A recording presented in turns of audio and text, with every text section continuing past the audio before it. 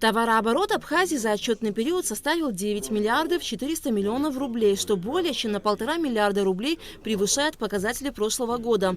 Импортные поставки осуществлены на сумму свыше 7 миллиардов 456 миллионов рублей. И эта цифра на 1 миллиард 380 миллионов больше прошлогодней. Объем экспорта составил почти 2 миллиарда рублей, рост 7,6%. По итогам первого квартала текущего года таможенные органы Абхазии начислили в бюджет республики почти 609 миллионов рублей, при плане в 570 миллионов рублей. Таким образом, план первого квартала 2023 года выполнен на 107%. Все таможенные платежи, которые поступают в государственный бюджет по линии таможенного комитета, разделяются на несколько видов. Так скажем, на первом месте стоит у нас налог на добавленную стоимость, НДС, ввозной НДС.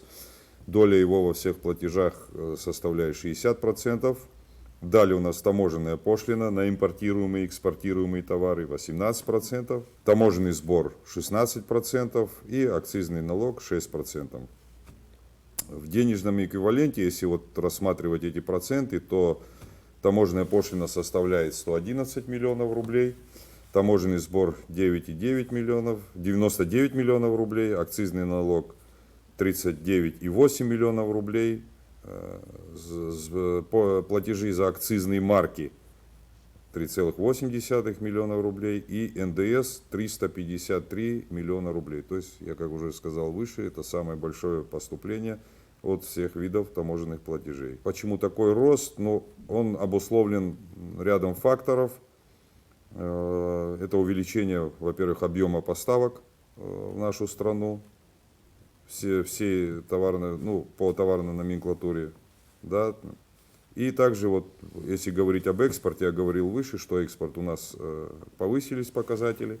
Это экспорт цитрусовых плодов, винодельческой продукции и прочих товаров. Аляс Лабаху также проинформировал, что относительно недавно из России в Турцию через нашу республику прошел транзитный поезд с 62 контейнерами. Безусловно, за осуществление транзита через Абхазию выплачивают таможенные платежи. Этот факт не может не радовать, поскольку пополняется бюджет страны. Об итогах по линии правоохранительной деятельности проинформировал заместитель председателя ГТК Зураба Ашуба. Так, за отчетный период выявлено 62 административных правонарушения.